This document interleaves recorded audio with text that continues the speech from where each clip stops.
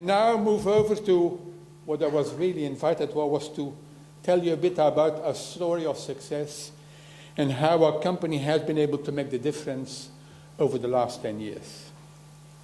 I will briefly cover what the challenges were we were facing, and they are just about the same as all of us are facing, what we did do to try and get change going, what results we have achieved, and I will show you some of the key performance indicators which we as a company have been following for the last 10 years. And at the end, I will close with some of the lessons learned for us, all of us going forward. But as you well know, life is not over in 2011. I think we are just only at the start of major changes. I started with the company in January 2002. Everything was fine. And then in July 2002, we were struck by what I call the first revolution of the internet in Belgium. Social mail, really private letters, disappeared from one day to another. In the second part of 2002, we've lost 6% volume in mail. And as a result of that, we dived into the red numbers at the end of the year 2002. So substitution had come. And while since then our volume losses have been moderate, 1% per year with 4% in the crisis year of 2009, again 1% last year, and at this moment, at the end of April, we are showing a volume decline of about 3%. So relative to other players in Europe, we've been spared, we've done well, but of course it has fundamentally changed the life of any postal company. On top of that, we were fighting with low delivery quality. At that moment, about 79% of our letters arrived on time. We had low customer satisfaction with a satisfaction score of 75%. That is a score of customers and consumers giving us a score of 5, 6, or 7 on a 7-point scale. And on top of that, personnel morale was low, employee satisfaction was low with a score of 66%, again for the same scores, 5, 6, or 7 on a 7-point scale.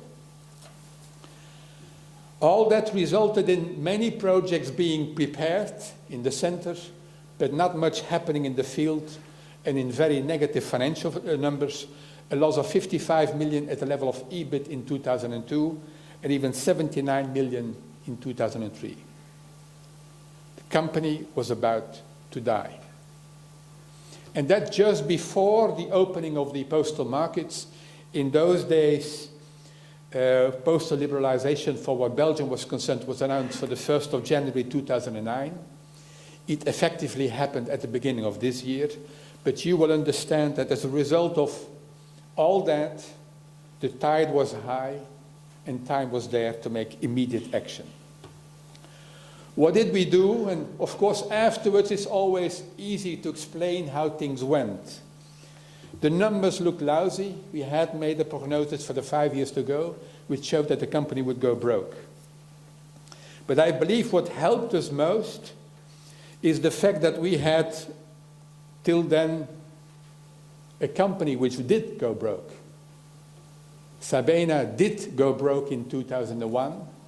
And I very often used Sabena as an example to the political world, to the trade unions, to personnel, to tell them, if we do not start moving this company, we will die as well.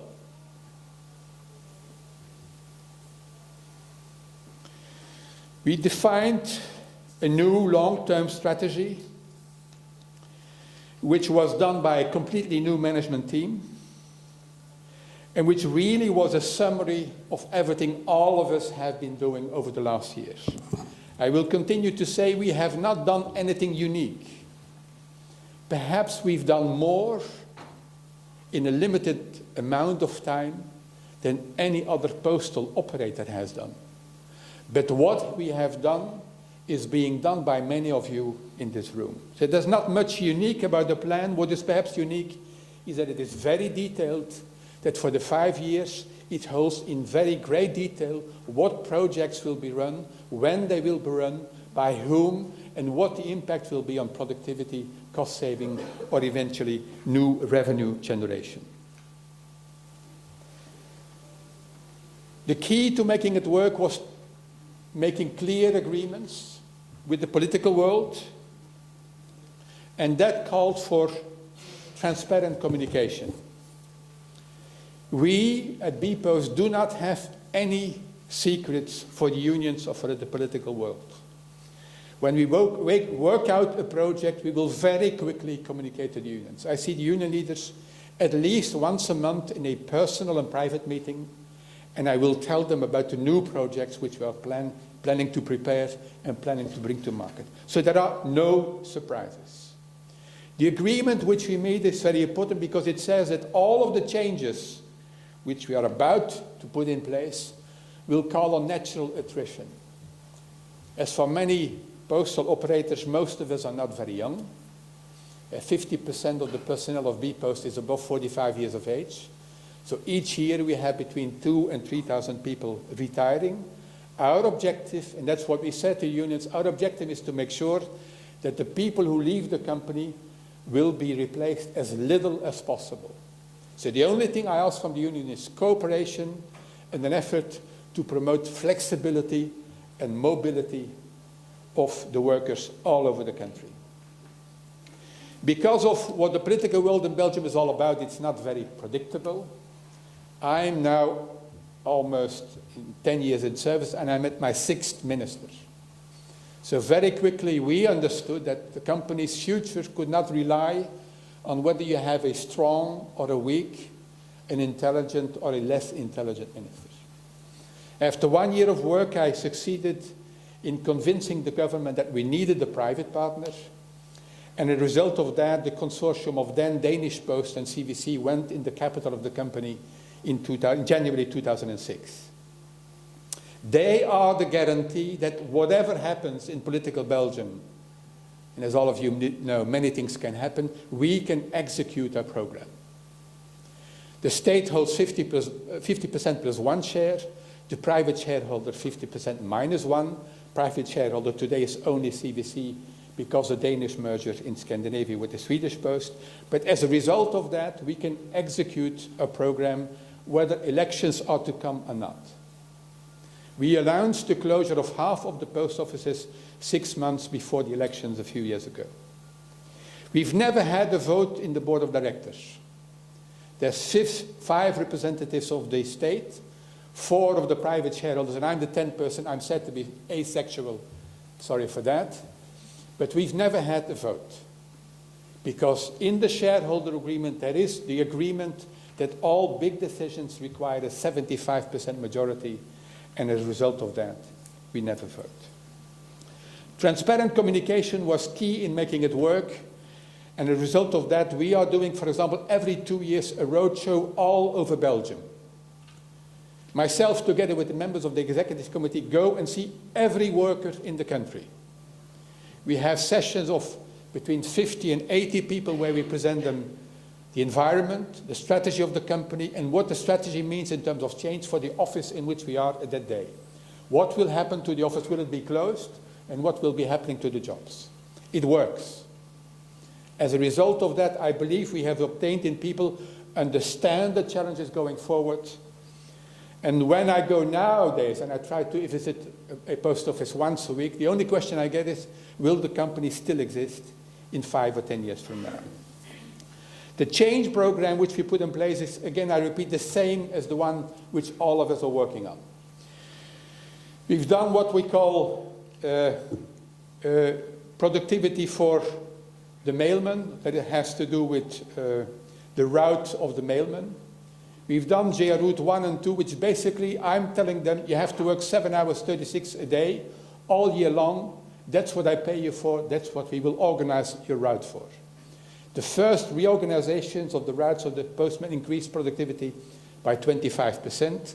As a result of that, we've made our mailmen used to changes in their route. And we change their routes now about every 18 months. We've built new sorting centers which will allow us to replace the sorting which in the past, as you all well know, was done manually by the postman. Tomorrow it will be done completely by the machines. So we're preparing at this moment for full sequencing rollout, and we see the time come where the mailman will spend 7 hours on the street. Part of the social engagement is also that we will work for that we'll try ourselves, we will organize ourselves around full-time jobs. That is where we are different from our Dutch friends, which are going for half-time and flexible work. I would not have obtained the support from the unions and the personnel if we would not have made the promise to build on full-time jobs. That is a challenge, but we believe we can make it work. Last but not least, when we talk about change in products and modernization, I will talk little about digital. I will say a few words at the end. We are working at digital, but we believe that there are many other things which a postal company can do and which are much closer to its core business. We have done the electronic identity card in Belgium. We look over the production and the distribution through one of our subsidiaries. We, for example, do the medical subscription books for doctors in Belgium. The doctors order them through the internet. We have them printed and then delivered to a mail network. And the last contract which we won in the summer of last year is a new number plates for cars, new European number plates. We've won the contract. It's a contract worth 30 million euro per year for a period of 10 years. And again, it gathers everything we as a company can do well. A large number of transactions which have to do with an administrative or financial transaction and a delivery which goes or physical through the mailman or through the digital world, because of course we can do all. We believe there's many more things we can do around this, and that is very close to the heart of a postal company. Looking at the numbers, and some numbers which really show that we've done well. First of all, on productivity, automatic sorting we've improved from 50% in 98 to 78% in 2008. We're now above 80%. Productivity overall, which we measure in terms of turnover per full-time equivalent, has grown from 50,000 in 2003 to 79,000 euro in 2010. Looking at the financial results, they have followed and I think have been fantastic. From a loss of 79 million in 2003, we have shown a positive EBIT of 319 million in 2010. And going with all that, the quality numbers in terms of timely delivery of letters and parcels, customer satisfaction, as well as employee satisfaction, have all gone in the same direction.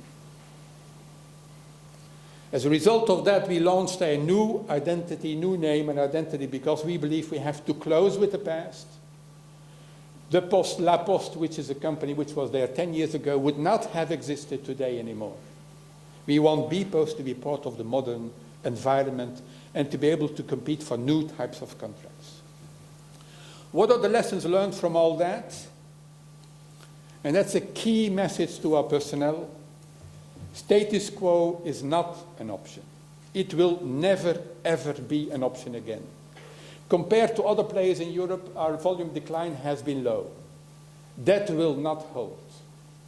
I've got the greatest respect for what our friends in Denmark are doing. Their volume decline is much bigger, but they're holding strong. One day that will happen to us, and that's why our message is we will continue to push through all the productivity measures which we can, and we will continue to work on new products and innovation to try and build a new company. The multi-annual plan is there, and we've made our people used to two messages. We said what was going to happen, and it happened. We tell you what we're going to do, and we've done so, and we will continue to do so. And for that, we call on our people. As a result of that, I repeat, we will do full sequencing. All the people which we newly hire in the company, they will be paid 15% less than the people which we hired before. The number of mail offices will be brought down from 650 5 years ago to 60 in 3 years from now, etc., etc. All that goes with what I call focus. When I compare what all of us have been doing, we focus much more on mail and the core business than I believe any other postal operator. We believe still in the future of mail. We still have large boost direct mail programs, and they work. We have a project which we call Relatio Mail, which is reinventing the physical invoice. We have pilots running with big companies which stop them to move into the digital world and replace the physical invoice by the digital invoice. It is hard work, but we will not give up on mail. That's why the second message is all of us are looking at the digital world, and yes, all of our products will have a digital dimension, no doubt about that. But when I look at all the digital initiatives which have been launched all in Europe, I wonder who has made money on these initiatives. So I believe one should be very, very careful and wonder what can be done around the core business of the company, which is about delivering items to final customers. To close, we have a private investor, and that helps us in being very, very disciplined. We are considered, mail companies are considered low-growth yield stocks. We are supposed to provide high and sustainable dividends. We have a volume decline, and as a result of that, we have work to do to compensate for the volume decline. I think our operations are well run. We have a solid cost-cutting track record. We generate strong cash flow. And our 3 friends and neighbors, which are already stock listed, they are our benchmarks. TNT Post, Deutsche Post, Austrian Post. I hope the numbers are right. They are not always easily to get out of the annual reports. They are our benchmarks, and we want to beat them. Because in the long run, to interest private shareholders, that is what it takes for success. To close, ladies and gentlemen, I think we've done well, but the message which I give to all personnel is the game is not over. If tomorrow mail declines, like in Scandinavia, hit Belgium, we will suffer badly. And then why? The only message is change is here to stay forever. Thank you.